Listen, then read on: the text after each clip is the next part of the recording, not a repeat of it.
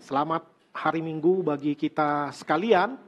Hari ini kita melanjutkan tema eksposisi kita, melanjutkan tema eksposisi yang hari ini akan terambil dari surat 1 Petrus pasal 2, surat 1 Petrus pasal 2 ayat 9 dan ayat yang ke-10.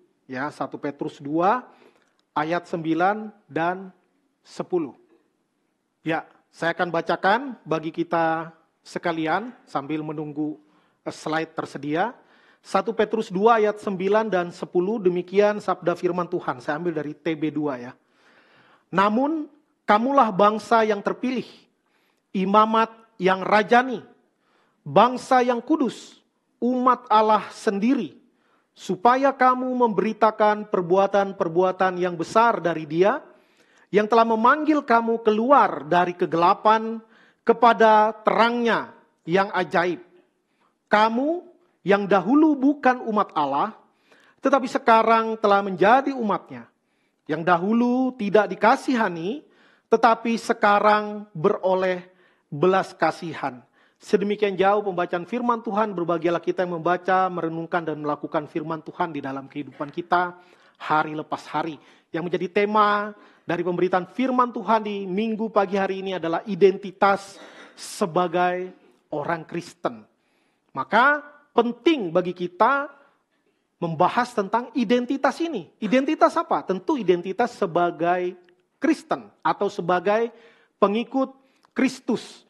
Tanpa identitas, maka kita bisa mengalami masalah di dalam menjalani kehidupan. Di dalam kisah yang pernah saya baca sudah lama sekali ya. Jadi saya coba menceritakannya ulang. Ada seekor anak elang yang salah taruh atau bagaimana ceritanya tidak dijelaskan, intinya dierami oleh induk ayam. Ya, tapi mama si elang ini tidak menemukan jejak, ya, anaknya hilang begitu saja. Ya, singkat cerita, anak elang ini menetas dan terlahir bersama-sama dengan anak-anak ayam lainnya. Ya. Maka walaupun dia punya fisik yang berbeda, tetapi karena sejak telur sampai menetas sampai dibesarkan oleh induk ayam, maka dia mengidentifikasi atau meyakini identitas dia sebagai anak ayam. Jadi kalau kemana-mana jalan, ya. Kalaupun terbang hanya beberapa meter. Karena ayam nggak mungkin terbang tinggi, ya. Dan identitas itu yang dia bawa sampai besar, sehingga ketika sayapnya mulai besar, dia tetap bertingkah laku seperti layaknya seorang ayam. Loh kok bisa? Elang ya? Tadi saya bilang apa ya? Oh seorang. Waduh. Berarti gak ada yang ngantuk. Luar biasa ya. Ya, alasan aja ya. Pintar ngeles. Ya. Dia mengidentifikasi diri sebagai seekor ayam. Padahal sebenarnya dia bukan. Nah, lalu cerita yang kedua adalah tentang anak gajah yang dirantai. Di sebuah kebun binatang, ada seekor anak gajah. Ya, karena takut nanti anak gajah ini belum berpengalaman, takutnya nanti di kebun binatang dia salah jalan, nanti terjatuh ke dalam air tempat minum misalnya. Jadi supaya dia terkontrol dulu, ya dia dirantai.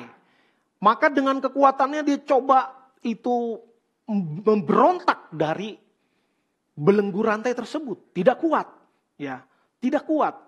Berkali-kali dia coba, berhari-hari dia coba, berminggu-minggu dia coba, dia nggak bisa lepas dari rantai itu. Sampai pada satu ketika dia memutuskan bahwa dia tidak mampu dan tidak mungkin memutus rantai yang begitu kuat. Dia lupa, dia itu bisa besar sekali. Ya, setelah 10 tahun, 20 tahun gajah ini cukup panjang umur ya. Dia semakin besar, tetapi dia sudah tidak lagi mencoba untuk memutuskan belenggu rantai. Karena dia sudah yakin bahwa dia punya identitas diri sebagai gajah yang lemah. Ya. Gak mungkin, padahal itu dia tinggal tarik aja putus rantai itu. Karena apa? Karena dia sudah bertumbuh, dia sudah tambah kuat, dia sudah tambah besar. Dan rantainya masih sama, rantainya nggak ikut besar. Ya. Tetapi akibat dia melihat identitas diri sebagai gajah yang lemah, maka dia terkungkung di dalam identitas dirinya tersebut. Apa yang mau saya sampaikan bahwa identitas kita itu sangat memengaruhi diri kita, ya. Identitas itu memengaruhi cara berpikir. Identitas juga memengaruhi cara berbicara. Identitas memengaruhi cara bertindak. Dan identitas juga memengaruhi seluruh perilaku kita. Ya, ini quote yang nanti akan jadi terkenal. Ya, setidaknya di dalam diri saya. Ya, jadi latar belakang dari surat ini adalah bagian lanjutan dari bagian sebelumnya. Bagaimana orang-orang yang menerima surat ini adalah kelompok minoritas yang tinggal di tengah-tengah bangsa mayoritas yang tidak percaya kepada Tuhan Yesus. Nah, ini sepantasnya lah kalau mereka menunjukkan gaya hidup yang berbeda dengan dunia pada umumnya. Nah, ini nggak gampang, ya. Menjadi minoritas secara jumlah, ya, itu nggak gampang.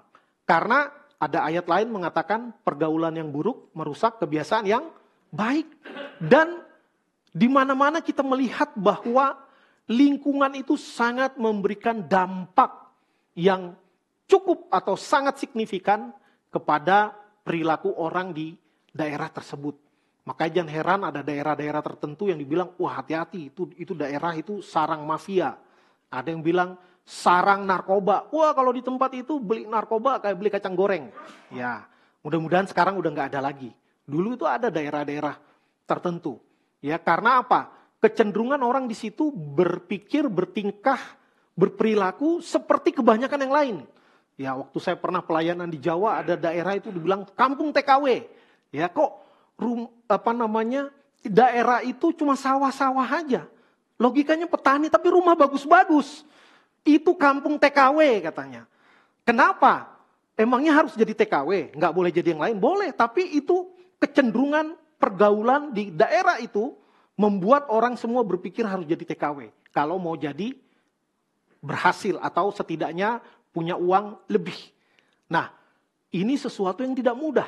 Dan fakta di zaman itu, termasuk juga kita di Indonesia ya, bahwa jumlah orang percaya itu sedikit, bahkan jauh lebih sedikit daripada orang-orang yang tidak percaya. Namun melalui suratnya Rasul Petrus ingin mendorong mereka supaya harus berbeda.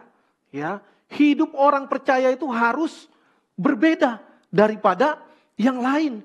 Punya gaya hidup yang Kristiani. Nah, gaya hidup itu bukan sekadar aksesoris atau pencitraan, ya, supaya terlihat baik, supaya terlihat saleh. Kalau di depan orang kita harus baik, kita harus ramah, harus saleh. Kalau di depan orang, di belakang orang terserahlah. Ya, kadangkala kita berpikir atau bertingkah seperti itu. Termasuk katakanlah kita sebagai pelayan atau sebagai aktivis. Atau sebagai penatua, apalagi sebagai pendeta. Ya, kalau di gereja pendeta harus bersikap profesional, layaknya hamba Tuhan yang ada di Alkitab.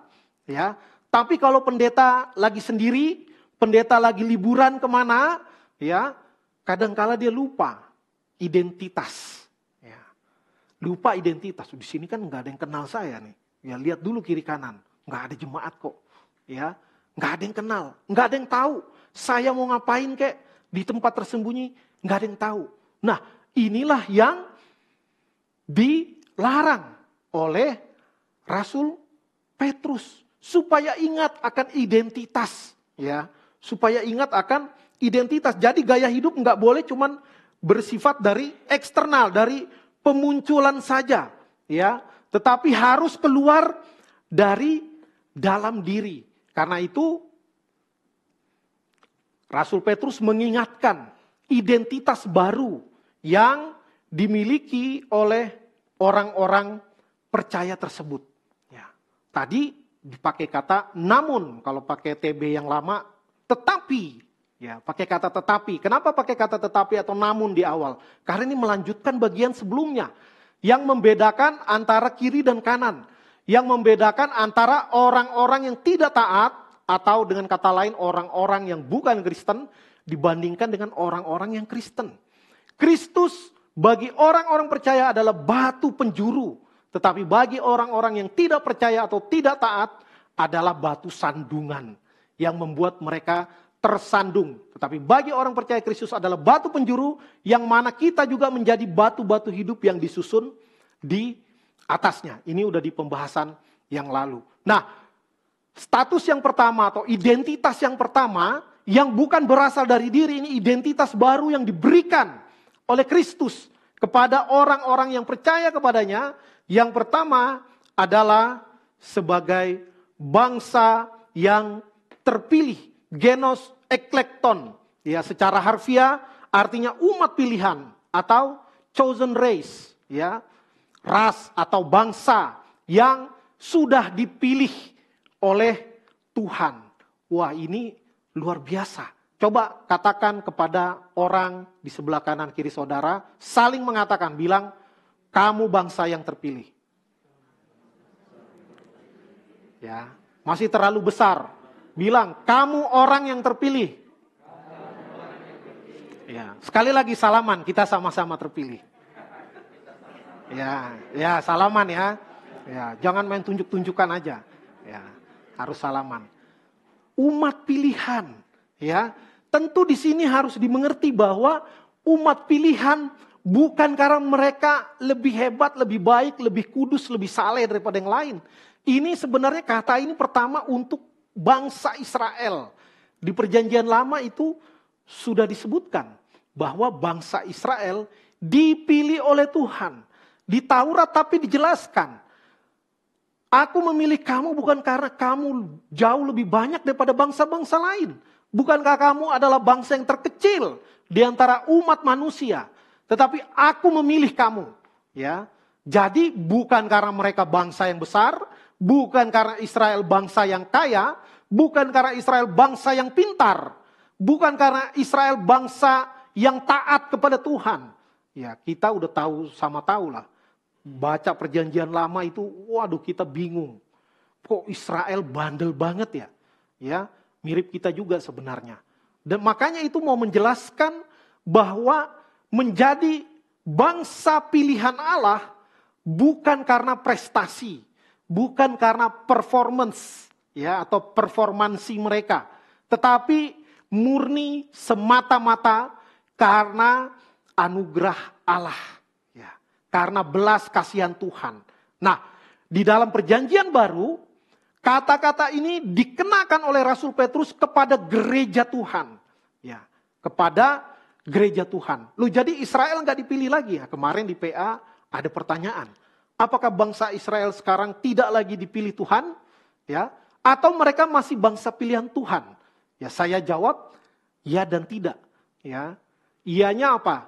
Ya, Israel yang selamat adalah mereka yang percaya kepada Yesus sebagai Tuhan dan Juru Selamat. Ada nggak orang Israel yang percaya? Ada, sedikit banget. Ada nggak yang nggak percaya kepada Yesus sebagai Tuhan dan Juru Selamat? Mayoritas, lebih dari 90% orang Israel asli tidak percaya kepada Yesus. Tetapi di kitab suci dibilang akan ada sisa Israel. Ya, di dalam kisah-kisah perjanjian lama, pembuangan, ada yang binasa, ada yang dipilih Tuhan untuk selamat. Ketika keluar dari tanah Mesir, banyak yang binasa, tetapi ada yang dipilih Tuhan untuk masuk ke tanah perjanjian, Yosua dan Kaleb. Selalu ada sisa. Ya, namanya sisa itu nggak banyak. Ya, ada the remnant, kelompok kecil yang tersisa. Orang Israel asli yang akan menjadi bangsa pilihan.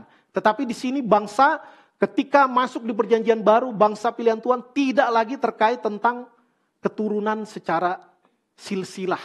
Ya, misalnya, wah kita bangsa pilihan, dicek dulu DNA, ada nggak keturunan Israel? Ya, nggak lagi secara darah.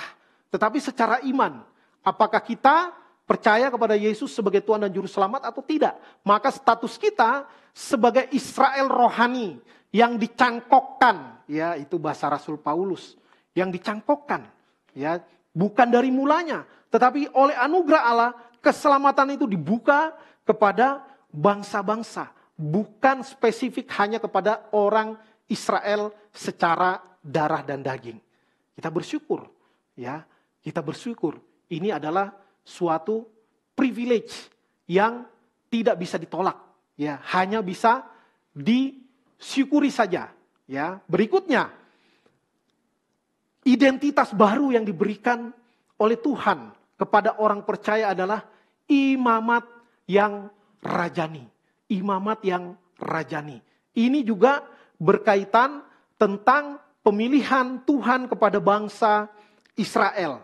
Bagaimana Tuhan dikatakan akan membentuk mereka menjadi kerajaan imam, ya, kerajaan imam secara turun-temurun. Ini juga di Perjanjian Lama ini berbicara tentang bangsa Israel, ya. Tetapi ada keunikan di sini, kata imamat digabung dengan kata rajani.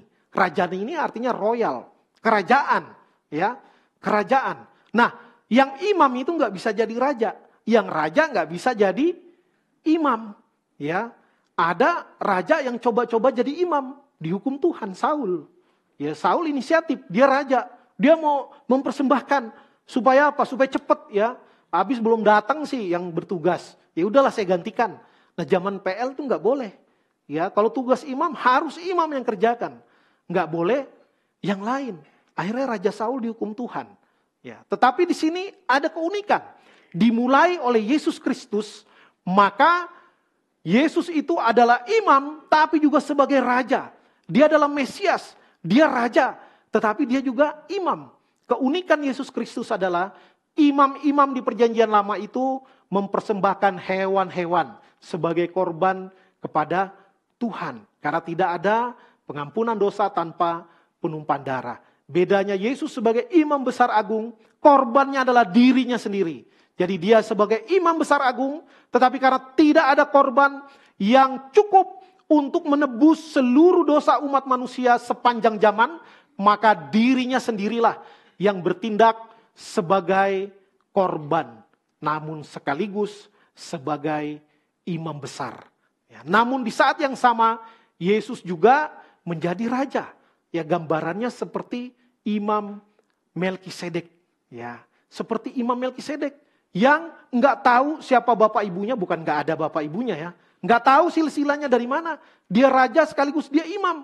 Nah, seperti itulah Yesus Kristus bukan dari keturunan Harun, karena di dalam sepanjang sejarah Israel seorang imam haruslah keturunan Harun atau keturunan Lewi, dibilangnya begitu.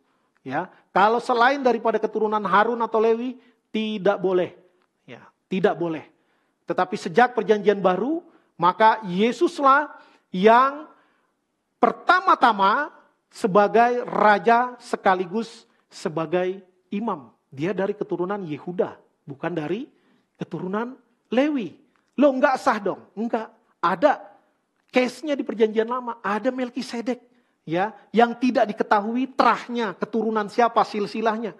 Tetapi firman Tuhan mencatat dia sah, ya, menurut peraturan imam besar Melkisedek. Itu dibahas di kitab Ibrani. Dan ketika Yesus mati di kayu salib, maka Tuhan membuat satu kejadian yang luar biasa di mana tirai bait Allah terbelah dua dari atas sampai ke bawah. Artinya tidak ada lagi pemisah antara ruang kudus dengan ruang maha kudus. Dengan kata lain, tidak perlu lagi pihak lain atau dalam hal ini imam untuk umat bisa datang kepada Tuhan. Kalau di konteks kekinian, jemaat tidak mesti harus titip doa ke pendeta. Ya, emang nggak boleh? Boleh, tapi langsung juga boleh. Diberikan hak. Ya, karena itu Martin Luther dengan tepat mengatakan di dalam bukunya Babylonian Captivity of the Church, dikatakan semua kita yang adalah orang Kristen adalah imam. Ya, adalah imam. Bahkan Kalau nggak ada suami gimana di rumah? Bisa berdoa nggak? Ya bisa. Ibu-ibu yang pimpin doa juga boleh. Anak-anak yang pimpin doa juga boleh. Karena nggak harus imam. Ya, yang berdoa, dan kita semua adalah imam. Dalam arti bisa berhubungan direct, langsung kepada Tuhan. Nggak perlu, tidak harus titip-titip. Ya, nggak harus titip-titip doa. Sekali lagi, boleh, tapi langsung juga oke. Ya, langsung juga oke. Nah, identitas yang ketiga adalah bangsa yang kudus. Ya, bangsa yang kudus. Sekali lagi, ini adalah bangsa yang dikuduskan oleh Tuhan. Dalam pengertian mereka dipilih, lalu dipisahkan dan dikhususkan bagi Tuhan. Ya, jadi mereka dispesialkan, bukan karena spesial. Karena Tuhan yang pilah. Ya, banyak bangsa-bangsa yang lebih hebat. Ya, di sepanjang sejarah tidak ada imperium Israel, nggak ada. Ya, raja baru berapa aja udah pecah, Israel Utara dan Israel Selatan. Mereka harus bergantung sepenuhnya kepada Tuhan, baru mereka dilepaskan dari pembuangan. Kalau enggak, ya udah dari penjajahan kepada penjajahan, bahkan hampir 2000 tahun. Israel sebagai entitas kebangsaan hilang dari muka bumi. Baru 1948 oleh anugerah Tuhan mereka boleh membentuk lagi sebuah negara. Walaupun banyak kisah di dalamnya, banyak cerita-cerita di dalamnya. Ya, ada berbagai trik, berbagai konspirasi dan lain sebagainya, hingga Israel modern dari mulai kecil makin besar dengan berbagai peperangan yang terjadi. Jadi disebut bangsa yang kudus karena apa? Karena dikuduskan, dipisahkan. Begitu juga gereja Tuhan, begitu juga orang-orang Kristen, saudara dan saya, ya, imamat yang rajani, kita juga adalah bangsa yang kudus. Nah, jadi udah ada 3 nih, ya. Bangsa yang terpilih, imamat yang rajani, dan juga bangsa yang kudus. Nah, kita menjadi orang-orang yang dikuduskan, ya. Kita menjadi orang-orang yang dikuduskan, yang tadinya statusnya sakrum, ya kalau bahasa Latinnya, yaitu dipisahkan, dikuduskan, tapi kemudian harus berupaya untuk hidup kudus secara moral. Ya, di bahasa teologi dibilang sanctum. Kembali lagi bahasa Latin, ya, sanctum, sanctum. Harus tadinya dipilih, dipisahkan dari yang lain, tetapi kemudian harus hidup kudus, berupaya hidup kudus secara moral di dalam kehidupan keseharian. Ya, apa yang disebut dengan sanctum. Nah, kemudian juga disebut sebagai umat Allah. Waduh, ini sangat privilege, ya. Ini sangat privilege. Sekali lagi, ini bukan karena lebih hebat dari yang lain, tetapi karena Tuhan yang pilih, maka otomatis ex officio menjadi umat Allah. Ya, ini suatu kebanggaan. Sehingga dengan menanamkan identitas ini, orang-orang percaya gereja Tuhan sepanjang abad, sepanjang masa di segala tempat adalah bangsa pilihan Tuhan. Adalah imamat yang rajani, adalah bangsa yang kudus, adalah umat Allah. Maka diharapkan ketika ini benar-benar menjadi identitas yang bukan hanya diketahui, tapi benar-benar masuk ke dalam hati, ya, hati sekali lagi di sini semua ya, masuk ke dalam hati, dan itu yang akan tadi identitas mempengaruhi segala sesuatu di dalam kehidupan. Kalau benar-benar diresapi, kalau benar-benar dalam kesadaran yang sepenuh-penuhnya, ya, di dalam setiap waktu, di dalam setiap kondisi dan situasi. Maka di dalam konteks kitab 1 Petrus, ketika itu adalah kebanyakan orang-orang percaya adalah dari kelompok marginal, bahkan banyak sekali budak. Karena dikatakan di dalam Kristus ada pembebasan. Maka kelompok marginal memang kelompok yang paling banyak. Itulah yang paling pertama datang berbondong-bondong menjadi orang percaya. Ya. Nah, ini menjadi penghiburan. Tetapi kemudian ketika mereka sudah menyatakan diri identitas sebagai pengikut Kristus, maka tidak berhenti sampai di situ. Ya, ada yang dinamakan dengan tanggung jawab. Ya, dalam identitas ada tanggung jawab. Di ayat 9 bagian B dikatakan untuk memberitakan perbuatan-perbuatan Allah yang besar, atau di TB1 dibilang memberitakan perbuatan-perbuatan yang besar dari Dia. Ya, dengan kata lain ya perbuatan-perbuatan Allah yang besar. Ya, lalu dibandingkan, dikontraskan, ya, yang dulu kamu dari kegelapan dipanggil keluar kepada terangnya yang ajaib. Ya, ini penegasan. Lalu di ayat 10 dikatakan kamu yang dahulu bukan umat Allah, sekarang menjadi umat Allah. Yang dulu tidak dikasihani, sekarang beroleh belas kasihan. Kalau kita baca referensinya ini berbicara dari kitab Hosea. Ya, Hosea ini nabi yang kalau dibilang sekarang kasihan, ya, kasihan. Karena Tuhan mau menyatakan ketidaksetiaan bangsa Israel yang berjinah secara rohani dengan cara apa? Menyembah ilah-ilah lain selain Allah. Maka itu dikatakan sebagai perjinahan rohani. Dan untuk mempertontonkan perjinahan umat Allah secara rohani, Tuhan menyuruh Nabi Hosea untuk menikah dengan seorang pelacur. Ya. Dan anak-anaknya ada 3, dan anak yang kedua dan anak yang ketiga ini dikutip akhirnya oleh Rasul Petrus. Ada anaknya yang namanya Lo-Ami, artinya not my people, bukan umatku. Ya. Tetapi masih di kitab Hosea, pada akhirnya oleh belas kasihan Tuhan, Tuhan ingat akan perjanjiannya. Ya, ini kemarin juga dibahas di PA, covenant, perjanjian Tuhan, perjanjian yang tidak selevel, ya, beda dengan manusia itu perjanjian. Maka dalam dunia teologi dipakai istilah lain, Tuhan mengikat janji dengan manusia namanya covenant. Maka udah jelas manusia pasti akan ingkar. Sekali-sekali udah pasti, malah kebanyakan sering.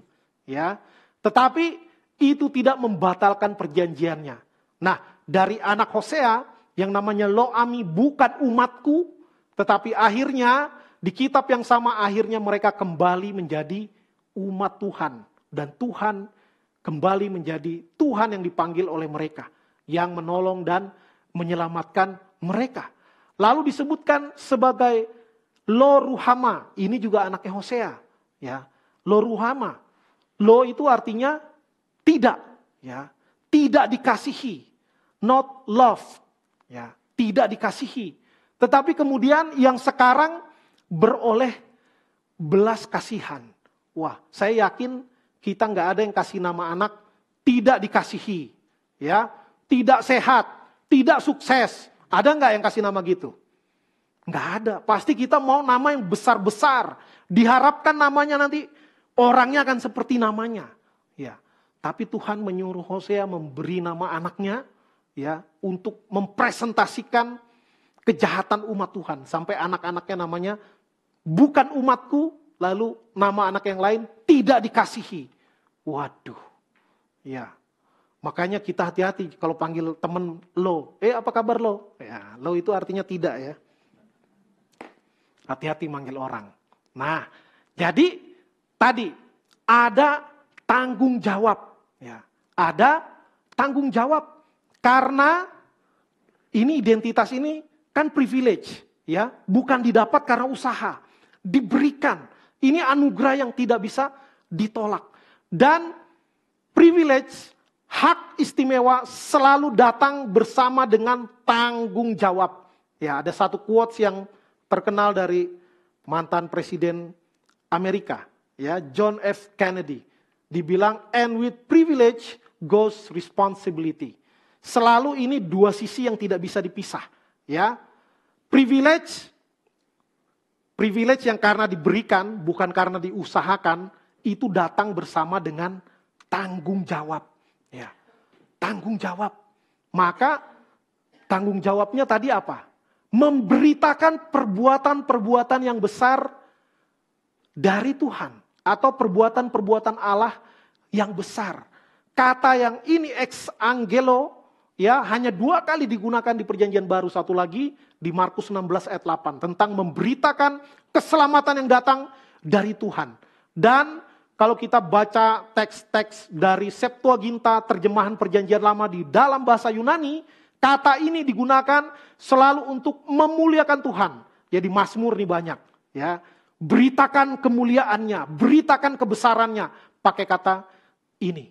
Artinya apa? Ini mengandung pengagungan, mengandung ketakjuban akan Tuhan. Maka hati-hati ketika kita bersaksi dan memberitakan. Kita memberitakan Injil dengan apa? Dengan gaya hidup, bukan dengan hidup bergaya. Ya, dengan kata-kata. Tapi sebagian orang ketika bersaksi, bilangnya bersaksi, ujungnya bilang beri kemuliaan bagi Tuhan, tetapi yang disaksikan kebesaran dirinya. Ya, dulunya jahat, lalu menjadi baik, ya. Jahatnya yang banyak diceritain, lalu baiknya tidak detil, ya kan? Ada kesan atau mungkin tanpa sadar di dalam diri, karena orang itu mau apa? Mau punya peran besar, ya. Mau punya peran besar. Kemarin juga di ibadah pemuda, ya, pembicara bilang, kenapa orang pengen viral? Ya, karena orang pengen pengakuan. Ya pingin popularitas, ujung-ujungnya pingin cuan. Ya. Nah, hati-hati, mungkin kita bersaksi, maksudnya mau memuliakan Tuhan. Tapi yang banyak kita ceritakan diri kita. Dulu gak bagus, sekarang hebat. Ya, tapi karena saya orangnya luar biasa, saya rendah hati. Ya, sebenarnya yang mulia saya, tapi saya kembalikan kepada Tuhan, biar Tuhan senang. Enggak. Ya, makanya teologi reformasi selalu menekankan hanya oleh anugerah, sola gratia. Maka yang kita kerjakan itu respon wajar. Bukan kita jadi punya jasa. Kalau saya nggak mau, Tuhan nggak bisa apa-apa. Bukan begitu. Ya, sehingga kita ketika kita merespon dengan benar, itu pun anugerah Tuhan yang menolong dan memampukan kita. Ya, maka hati-hati ketika kita mau bersaksi. Ya, tentu dengan kerja keras, tetapi ketika verbal, hati-hati. Biarkan benar-benar pemberitaan itu memuliakan Tuhan. Ya, bahasa orang jangan mencuri kemuliaan Allah. Padahal kemuliaan Allah nggak bisa dicuri. Ya, cuma kitanya aja yang pengen numpang tenar dengan menggunakan nama Tuhan. Maka di situ harus hati-hati. Dan jangan juga menonjolkan yang tidak ditonjolkan oleh Tuhan. Ya, di sini Rasul Petrus enggak mengatakan, kalau kamu yakin akan seperti saya menyembuhkan orang sakit, ya, yang mati pun bisa hidup. Bukan mujizat itu yang ditonjolkan. Tetapi dulu gelap, sekarang terang. Ya, dulu bukan umat Tuhan, sekarang umat Tuhan. Ya, dulu tidak dikasihani, sekarang beroleh belas kasihan. Itulah mujizat terbesar yang bisa diberikan Tuhan dan tidak bisa diberikan iblis. Maka itu yang paling penting itu keselamatan, pertobatan. Ya, setan bisa beri kesembuhan, bisa. Tuhan juga bisa. Ya, Tuhan bisa beri kekayaan, bisa. Setan juga bisa beri kekayaan. Makanya yang ke Gunung Kawi masih ada sampai sekarang. Ya, Tuhan bisa menjadikan kita sebagai kepala, bisa. Setan juga bisa. Tapi setan tidak bisa membuat orang bertobat. Setan tidak bisa membawa orang kepada keselamatan. Maka jangan gantikan message yang paling penting, lalu kita mereduksinya dengan sekadar ikut Yesus, sakit jadi sembuh. Ikut Yesus, miskin jadi kaya. Yang buntu jadi ada jalan keluar. Walaupun itu bisa juga. Ya, tetapi jangan kita reduksi. Ya, kekuatan, keagungan Injil Kristus yang menyelamatkan menjadi hanya hal-hal yang lebih rendah. daripadanya. Maka biarlah hidup kita selalu memberitakan perbuatan-perbuatan Allah yang besar. Dan kita terus ingat akan identitas kita. Ya, walaupun mungkin di kantor, di sekolah, di kampus, di masyarakat, mungkin yang KTP-nya Kristen tidak banyak. Ya, tetapi bukan soal banyak atau tidak. Tapi identitas itu harus menolong kita. Kalau orang mau menggoda kita untuk berbuat dosa, untuk mengikuti sistem nilai dunia, kita harus ingat identitas. Saya umat Allah. Saya orang yang dikuduskan. Saya dipilih oleh Tuhan. Untuk apa? Untuk memberitakan perbuatan-perbuatan Allah yang besar. Maka katakan tidak pada korupsi. Katakan tidak kepada dosa. Harus berani beda. Ya, bukan supaya kita terkenal masuk TV nanti diwawancara, bukan. Tapi itu tanggung jawab, ya. Ingat sekali lagi, privilege comes with responsibility. Bahkan great privilege, privilege yang besar comes with great responsibility. Semakin besar privilege, semakin besar tanggung jawab. Dan karena saudara dan saya sudah dipilih, sudah dikhususkan, sudah dikuduskan, sudah diselamatkan oleh Kristus, ada tanggung jawab yang menyertainya. Ya, jangan kayak anak sekolah bilang, kita tanggung jawab sama-sama. Iya, kamu yang tanggung, saya yang jawab. Ya, enggak begitu. Masing-masing tanggung jawab. Ya, kita bukan cuma jawab, kita nanggung juga. Kira Tuhan menolong kita, meneguhkan identitas kita. Kita adalah ciptaan baru, harus bertanggung jawab dalam identitas kita. Agar jangan membingungkan orang. Ya, kamu murid Kristus, kok sama aja dengan yang bukan murid Kristus? Wah, itu berarti kita tidak tanggung jawab. Ya, mari kita berupaya oleh anugerah Tuhan, kita bertanggung jawab atas identitas kita. Kira Tuhan menolong kita. Kita berdoa.